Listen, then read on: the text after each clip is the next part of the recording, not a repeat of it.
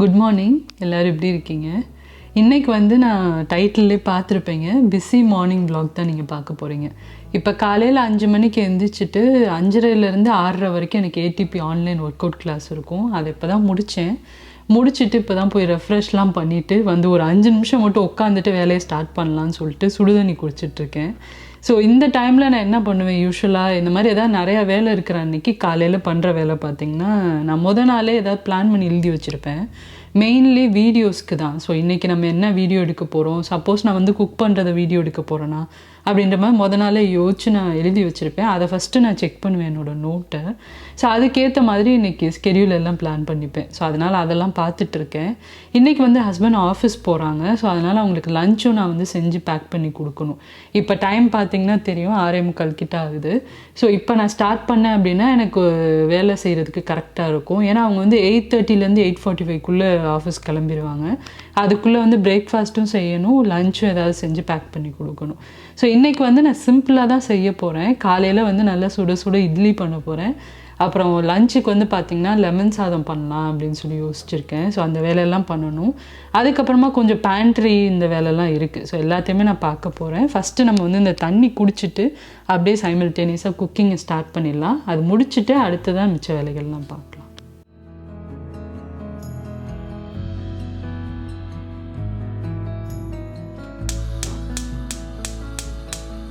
இப்போ சமையலை ஸ்டார்ட் பண்ணியாச்சு. ஃபஸ்ட்டு வந்து பானையில் அரிசி சேர்த்து வேக வச்சுருக்கேன். ஸோ லெமன் ரைஸ்க்கு தேவையான சாதம் வெந்துட்டுருக்கு. அதில் கொஞ்சமாக உப்பும் சேர்த்துருக்கேன். இப்போ அடுத்ததை வந்து பார்த்திங்கன்னா, நான் வந்து இன்றைக்கி உருளைக்கிழங்கு ரோஸ்ட்டும் பண்ண போகிறேன் சைட் டிஷ்ஷாக. ஸோ அதுக்கு தேவையான உருளைக்கிழங்கு வந்து நான் அந்த மாதிரி பாதியாக கட் பண்ணி சேர்த்துக்கிறேன். ஸோ இன்றைக்கி வந்து கொஞ்சம் எக்ஸ்ட்ரா உருளைக்கிழங்கு நான் எடுத்திருக்கேன். ஏன்னா இதிலேருந்து நான் கொஞ்சம் வேக வச்சதுக்கப்புறமா சாண்ட்விச் இதுக்கெல்லாம் வந்து சேர்த்துக்க போகிறேன். போன வ்ளாகில் நான் காட்டியிருந்தேன் வெஜிடபிள் சாண்ட்விச். ஸோ அந்த மாதிரி ரெசிபி செய்கிறதுக்காண்டி கொஞ்சம் எக்ஸ்ட்ரா நான் வேக வச்சுக்கிறேன். ஸோ இப்போ இதெல்லாம் நல்லா வந்து பாதியாக கட் பண்ணியாச்சு. பாத்திரத்தில் சேர்த்து வேக வச்சிடலாம்.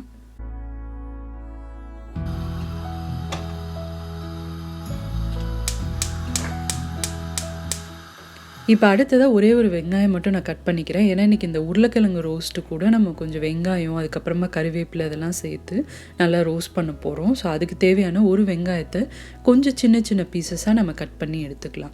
இதில் வந்து நீங்கள் பச்சை மிளகா கூட ஆட் பண்ணிக்கலாம் சேர்த்து. பட் ரொம்ப காரமாயிடும் அப்படின்றனால நான் சேர்த்துக்கல. நீங்கள் தேவைப்பட்டால் சேர்த்துக்கலாம். இப்போ வெங்காயம் நல்லா கட் பண்ணியாச்சு.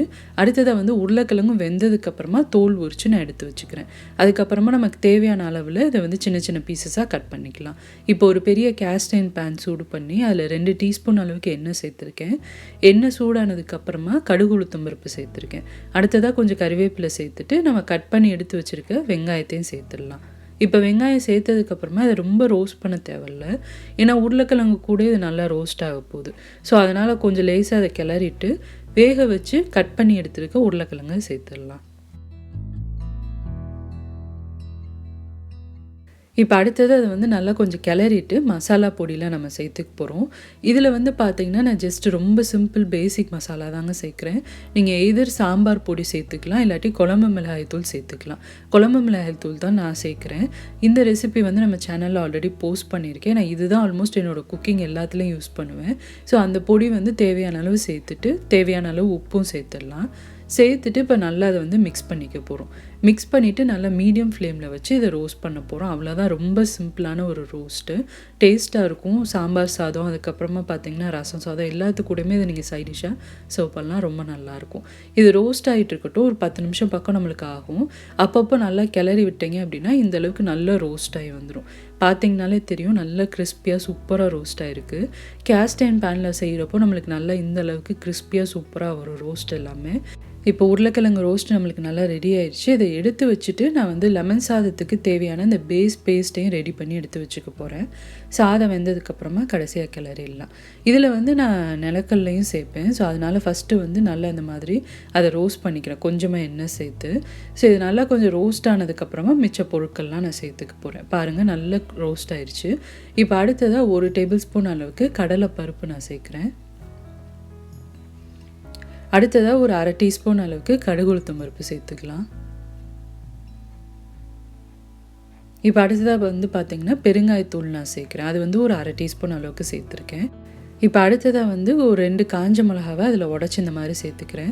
அடுத்ததாக கொஞ்சம் கருவேப்பிலையும் இதில் சேர்த்துடலாம். இப்போ அவ்வளோதான், எல்லாத்தையும் நல்லா மிக்ஸ் பண்ணி விட்டுடலாம். கருக விடாமல் நம்ம வந்து பிழிஞ்சு எடுத்து வச்சுருக்க லெமன் ஜூஸை இதில் சேர்த்துக்க போகிறோம். லெமன் ஜூஸ் சேர்த்ததுக்கப்புறமா இது கொதிக்கக்கூடாது. அந்த சூட்லேயே நல்லா மிக்ஸ் பண்ணிவிட்டு அடுப்பை ஆஃப் பண்ணிடலாம். இப்போ நான் வந்து அந்த லெமன் ஜூஸ்லேயே வந்து பார்த்திங்கன்னா தேவையான அளவு மஞ்சள் பொடியும் சேர்த்து வச்சுருக்கேன். ஸோ நல்லா அதை வந்து மிக்ஸ் பண்ணிவிட்டு நான் ஆல்ரெடி அடுப்பை ஆஃப் பண்ணிவிட்டேன். அந்த ஹீட்டில் தான் அது வந்து நல்லா மிக்ஸ் ஆகிட்டுருக்கு. ஸோ இப்போ வந்து லெமன் சாதத்துக்கு தேவையான பேஸ்ட்டு ரெடி ஆயிடுச்சு. சாதம் வெந்ததுக்கப்புறமா நம்ம வந்து இதை கிளறி வச்சிடலாம்.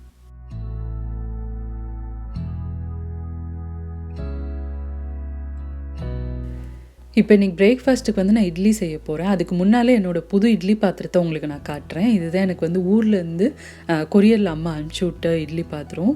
புது பாத்திரம் இது. இது வந்து பார்த்திங்கன்னா ஃபுல்லாகவே ஸ்டெயின்லெஸ் ஸ்டீலில் ஆன இட்லி பாத்திரம். இதில் வந்து பார்த்திங்கன்னா 2 சைடும் ஹேண்டில் இருக்கும். அதுவுமே வந்து ஸ்டெயின்லெஸ் ஸ்டீலில் தான் வருது, பிளாஸ்டிக்லாம் இல்லாமல். இதில் வந்து 2 பிளேட் இருக்குது. மேல் பிளேட்டில் பார்த்திங்கன்னா 7 இட்லி அளவுக்கு நம்ம ஊற்ற முடியும் இந்த மாதிரி. கீழே இருக்க பிளேட்டில் பார்த்திங்கன்னா ஒரு 6 இட்லி அளவுக்கு நம்ம ஊற்றலாம்.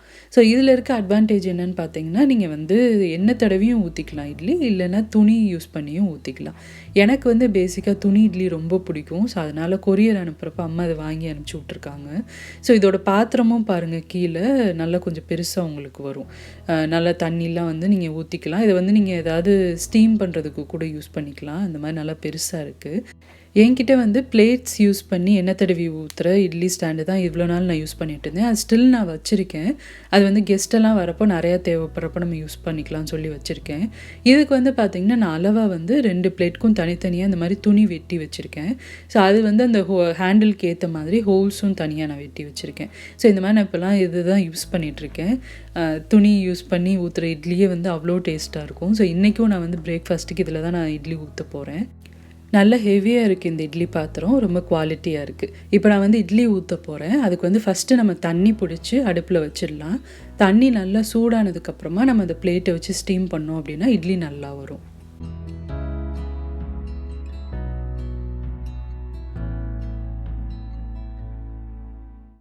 நான் வந்து இன்றைக்கி ஒரு பிளேட் தான் ஊற்றுறேன். ஸோ அதனால் அதுக்கேற்ற மாதிரி தண்ணியோட அளவு கம்மியாக எடுத்திருக்கேன். இப்போ வந்து பார்த்திங்கன்னா அந்த இட்லி பிளேட்டில் துணி இருக்கு இல்லையா, அதை நல்லா ஈரம் பண்ணிவிட்டு அதில் விரிச்சிட்டு நம்ம இட்லி ஊற்றிடலாம்.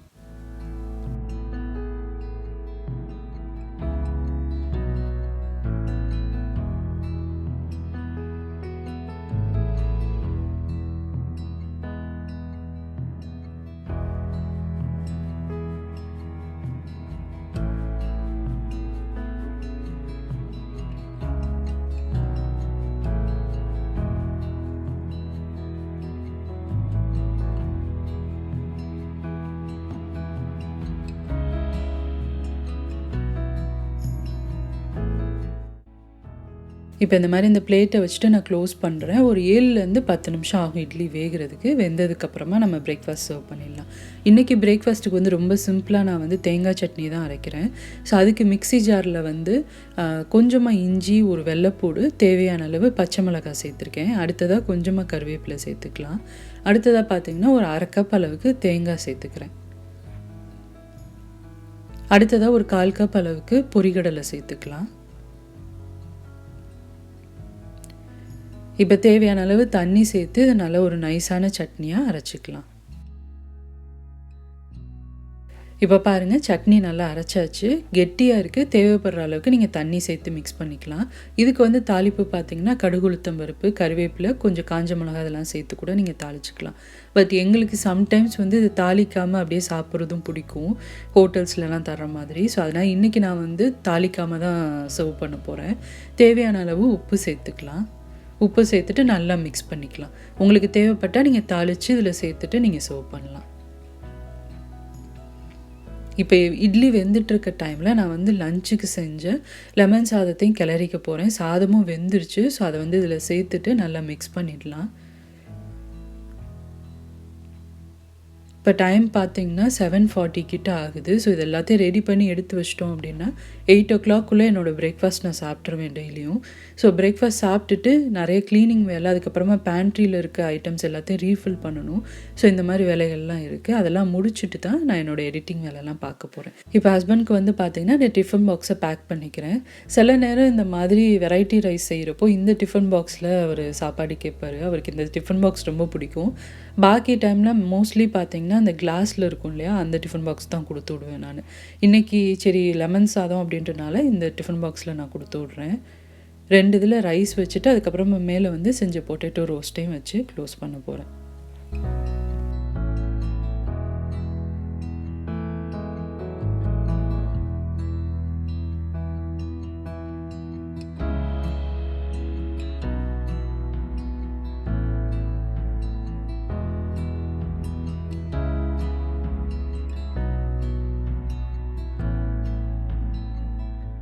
இப்போ அவங்களுக்கு லஞ்ச் வந்து செஞ்சு எடுத்து பேக் பண்ணியாச்சு. இட்லியும் பார்க்கலாம் வெந்திருக்கும். இப்போ செக் பண்ணி பார்த்துட்டு நான் பிரேக்ஃபாஸ்ட்டையும் சர்வ் பண்ண போகிறேன். கையில் சுத்தமாக ஒட்டலை. இட்லியை வந்து நம்ம ட்ரான்ஸ்ஃபர் பண்ணிடலாம் ஒரு பிளேட்டில். இந்த மாதிரி அந்த பிளேட்டை கவுத்திட்டு நம்ம எடுத்துட்டு அந்த துணி இருக்குது பார்த்திங்களா, அதில் மேலே வந்து தண்ணி நல்லா தெளிச்சிட்டு நம்ம எடுத்தோம்னா நல்லா ஒட்டாமல் ஈஸியாக வரும்.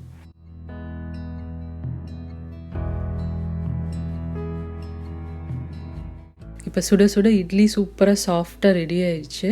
இப்போ பிரேக்ஃபாஸ்ட்டை சர்வ் பண்ண போகிறேன். தேங்காய் சட்னி பண்ணியிருக்கேன். சிம்பிளான பிரேக்ஃபாஸ்ட் தான், பட் ரொம்ப எங்களுக்கு பிடிச்ச ஒரு கம்ஃபர்ட்டான பிரேக்ஃபாஸ்ட் இது.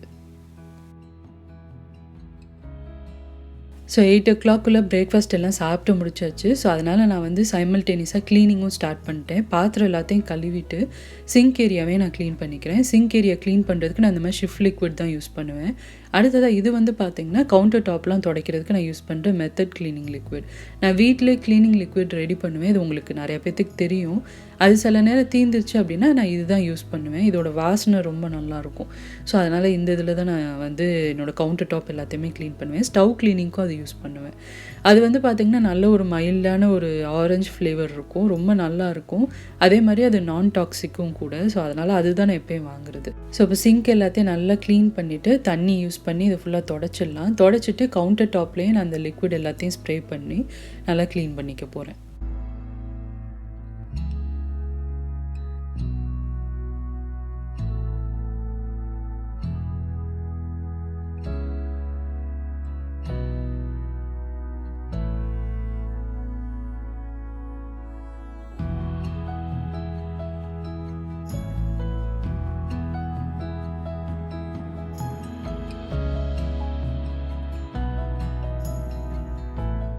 இப்போ கவுண்டர் டாப் ஃபுல்லாகவே க்ளீன் பண்ணியாச்சு. அடுத்ததாக அடுப்பையும் க்ளீன் பண்ண போகிறேன்.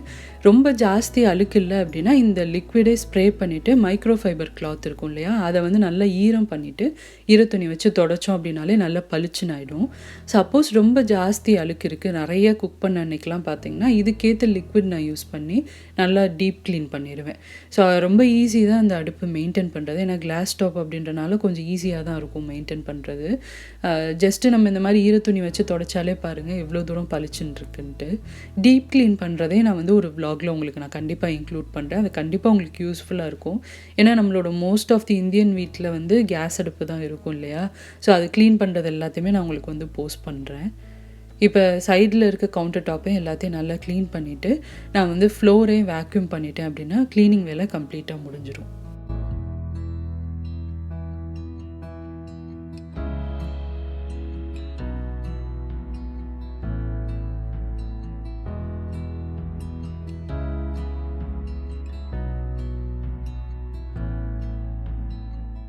இப்போ க்ளீனிங் வேலை எல்லாமே முடிச்சாச்சு. க்ளீன் பண்ணதுக்கப்புறமா கிச்சன் பார்க்குறதுக்கு இந்த மாதிரி தான் இருக்குது.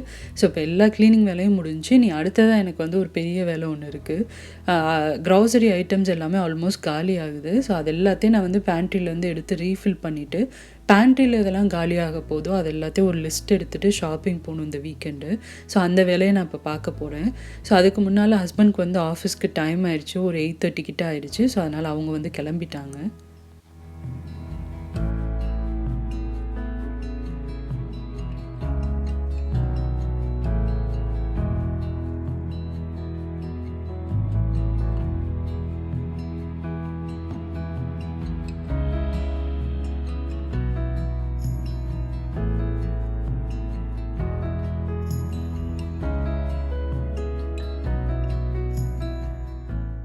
இப்போ அவங்க கிளம்புனதுக்கப்புறமா தான் என்னோட இந்த ரீஃபில்லிங் வேலை எல்லாத்தையும் நான் ஸ்டார்ட் பண்ணுறேன். ஃபஸ்ட்டு எல்லா பாக்ஸஸையும் நான் எதெல்லாம் காலி ஆகிடுச்சோ அது எல்லாத்தையும் எடுத்து ஃபஸ்ட்டு நான் வந்து இந்த மாதிரி கவுண்டர் டாப்பில் வச்சுக்கிறேன்.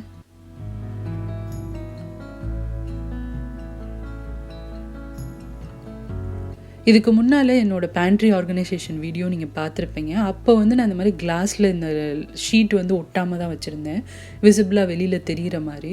அதுக்கப்புறம் தான் நான் வந்து சரி ஓகே இந்த மாதிரி வாங்கி நம்ம ஒட்டிடலாம்னு சொல்லிட்டு இந்த ஷீட் இப்போ ரீசெண்டாக தான் நான் ஒட்டினேன். இது வந்து நல்லா கொஞ்சம் ஹிடனாக இருக்குது, உள்ளே என்ன இருக்குது அப்படின்றது தெரியல வெளியில், இல்லைனா ரொம்ப எக்ஸ்போஸ்டாக இருந்த மாதிரி இருந்துச்சு எனக்கு. ஸோ அதனால் இது வந்து வாங்கி நான் ஒட்டியிருக்கேன். ஸோ இந்த ஷீட்டோட லிங்க் அமேசானில் அவைலபிளாக இருக்குது, நான் வந்து உங்களுக்கு ஷேர் பண்ணுறேன், தேவைப்பட்டால் பார்த்துக்கோங்க. அப்புறமா இதுதான் நான் யூஸ் பண்ணுற பெருங்காயத்தூள். பிசியில் வந்து கூட்டு பெருங்காயத்தூள்னு உங்களுக்கு கிடைக்கும். இதுவும் அதுக்கப்புறமா கட்டி பெருங்காயத்தூள் தான் நான் என்னோடய குக்கிங்கில் நான் யூஸ் பண்ணுவேன். ஸோ அதை வந்து ஃபஸ்ட்டு ரீஃபில் பண்ணிக்கலாம். அடுத்ததாக பருப்பு எல்லாத்தையும் நான் எடுத்து வச்சுருக்கேன். துவரம் பருப்பு, பாசிப்பருப்பு எல்லாத்தையுமே வந்து ரீஃபில் பண்ணிடலாம்.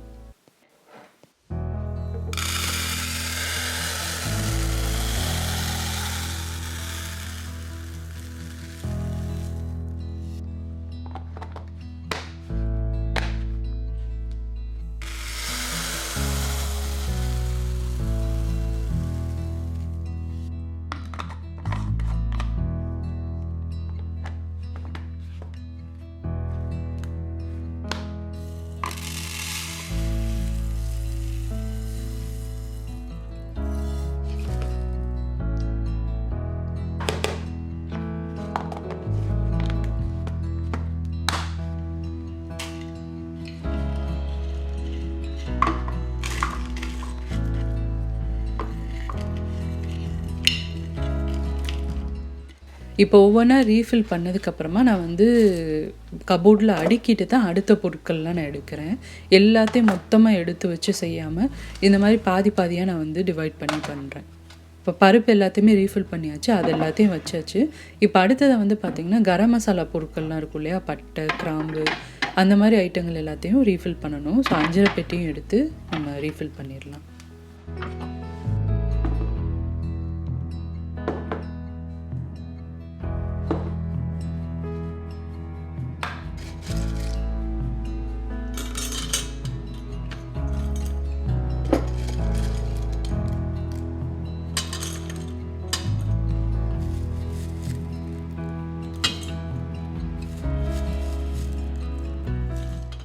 நான் பார்த்தீங்கன்னா இந்த மாதிரி ஒரு 5 பெட்டியில் தான் கரம் மசாலா பொருள் எல்லாத்தையும் இந்த மாதிரி ஸ்டோர் பண்ணி வச்சுருக்கேன். இது எனக்கு யூஸ் பண்ணுறதுக்கு ஈஸியாக இருக்குது. ஸோ இந்த மாதிரி தான் நான் எப்போயுமே ஸ்டோர் பண்ணுவேன். ஸோ 5 பெட்டி எல்லாத்தையுமே ஃபில் பண்ணியாச்சு. இதை எடுத்து வச்சுட்டு அடுத்ததாக பொடி வகைகள் இதெல்லாம் காலியாக இருக்கும் இல்லையா, அது எல்லாத்தையும் ரீஃபில் பண்ணுறேன். ஃபஸ்ட்டு மஞ்சள் பொடி, அதுக்கப்புறமா ரசப்பொடி, குழம்பு மிளகாய் தூள், இது எல்லாத்தையும் ரீஃபில் பண்ணிவிட்டு அதையும் வந்து கபோர்ட்ஸில் வச்சிடலாம். ஸோ இதோட ரீஃபில்லிங் வேலையும் முடிஞ்சிருச்சு. இதுக்கப்புறம் வந்து நான் எதெல்லாம் வீட்டில் சுத்தமாக இல்லை, காலியாக போதோ அது எல்லாத்தையும் நான் வந்து ஒரு லிஸ்ட் எழுதி வச்சுருக்கேன். ஸோ இந்த லிஸ்ட்டு ரெடி பண்ணிவிட்டு இந்த வீக்கெண்ட் போயிட்டு ஷாப்பிங் பண்ணணும். அவ்வளோதாங்க, இதோட இந்த விலாகும் கம்ப்ளீட் ஆகுது. கண்டிப்பாக உங்களுக்கு இந்த விலாக் வந்து இன்ட்ரெஸ்டிங்காக இருந்திருக்கும்னு நினைக்கிறேன். இந்த மாதிரி தான் யூஸ்வலாக என்னோடய ரொட்டீன் வந்து காலையில் 5 மணிலேருந்து ஸ்டார்ட் ஆகும். இதுக்கப்புறம் நான் பண்ணுற வேலைகள்லாம் பார்த்திங்கன்னா வீடியோ எடிட் பண்ணுறது, மிச்சம் ஏதாவது வேலைகள் இருந்தது, எனக்கு கிளாஸஸ் இருந்தது அப்படின்னா அதை அட்டன் பண்ணுறது, இந்த மாதிரி வேலைகள் தான் நான் பார்ப்பேன். ஸோ கண்டிப்பாக உங்களுக்கு பிடிச்சிருக்கும்னு நினைக்கிறேன். பிடிச்சிருந்தது அப்படின்னா இந்த வீடியோக்கு ஒரு லைக் கொடுங்க. சேனலுக்கு இன்னும் சப்ஸ்கிரைப் பண்ணாதவங்க மறக்காமல் சுஜீஸ் கிச்சனுக்கு சப்ஸ்கிரைப் பண்ணுங்கள்.